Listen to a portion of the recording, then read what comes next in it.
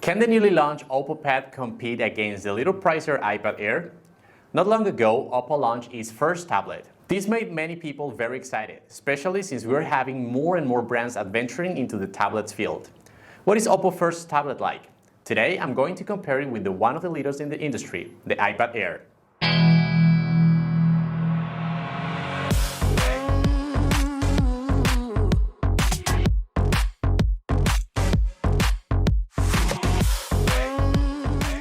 Let's start with the design of the tablets.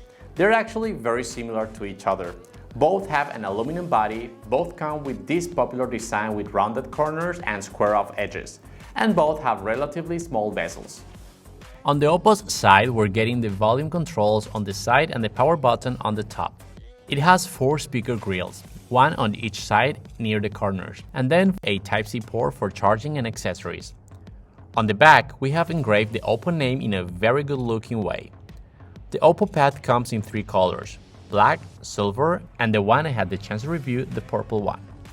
Regarding the iPad Air, we're also getting the power button on top and the volume controls on the side. There are 4 speaker grills, and then again, we have the USB Type-C port on the bottom side. Now, looking at the color options, the iPad comes in a bigger color range: space gray, silver, rose gold, green, and sky blue, which is the one that I have right here.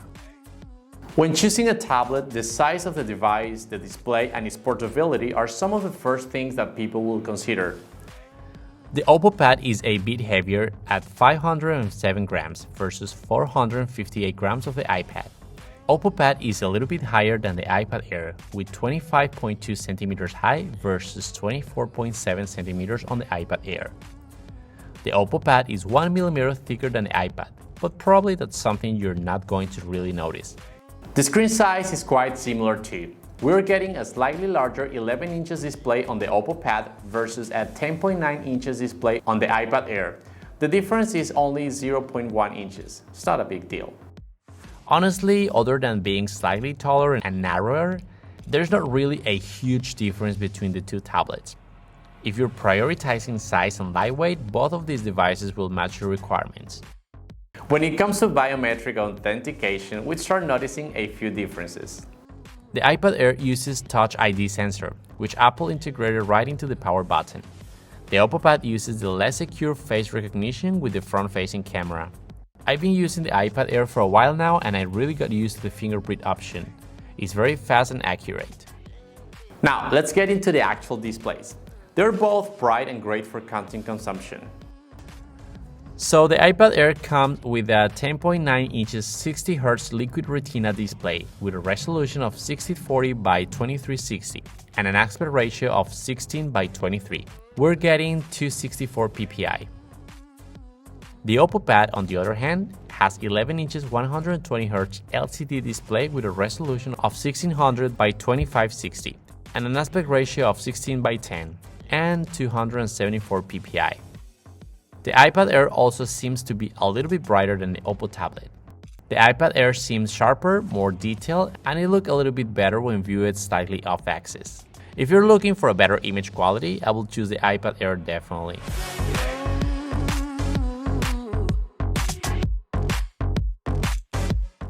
Both tablets have only 2 speakers, although it has pretty good audio for being a tablet. And being large enough to use a 3.5mm jack, none of these tablets have one.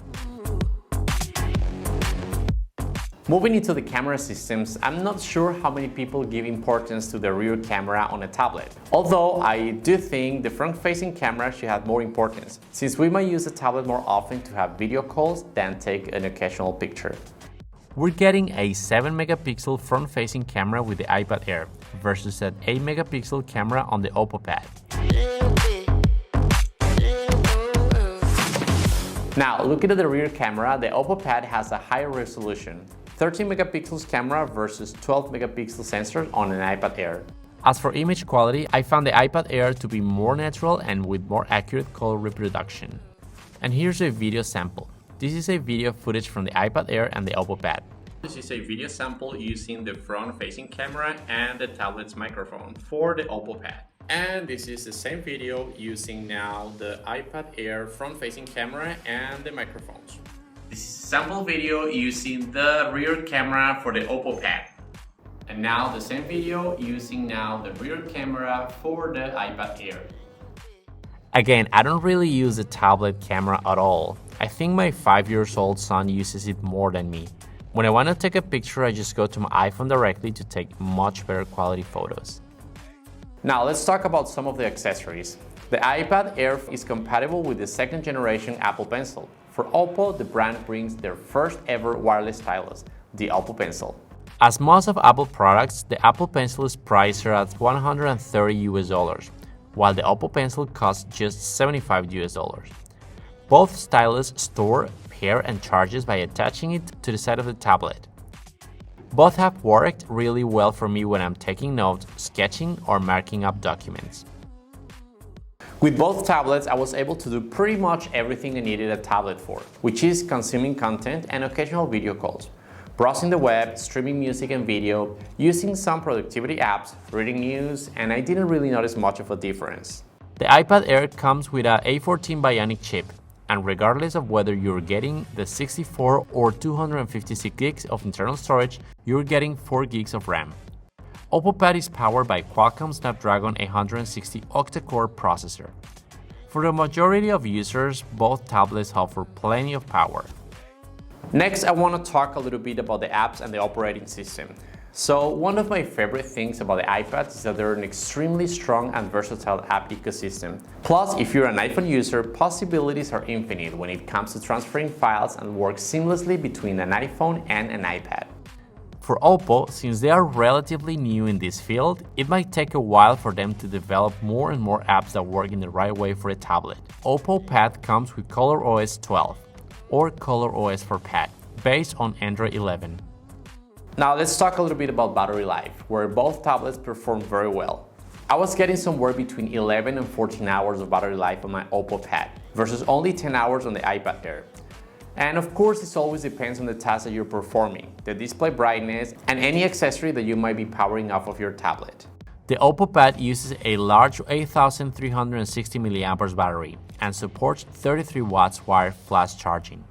In just 30 minutes, you can get 37%, while the iPad supports regular charging for its 7600 mAh battery. Because of the large capacity and the compatibility with the fast charge, Oppo Pad is a winner when it comes to battery life. As far as configuration and pricing, the iPad Air is available with 64 gigs of internal storage for $599 or 256 gigabytes of internal storage for $749. This is only for the Wi-Fi version. Moving into the Oppo Pad, the 6 GB of RAM plus 128 GB of storage version is 2,300 RMB, which is around $344, while the 6 plus 256 GB of storage is 2,700 RMB, which is around $403. And the third available version, which is 8 GB of RAM plus 256 GB of storage, is 3,000 RMB or around $450. One of the downsides for the Oppo Pad is that by now it's only available here in the Chinese market. So there you have, these are the main basic differences between these two powerful tablets. I really hope we can see the Oppo Pad available in the global market soon so it can represent a real competition for the iPad. As always, please let me know in the comments down below what do you think of the Oppo Pad and if you would like to purchase it if it's available in your country. Remember to subscribe to my channel and hit the bell button so you get a notification next time I upload a new video.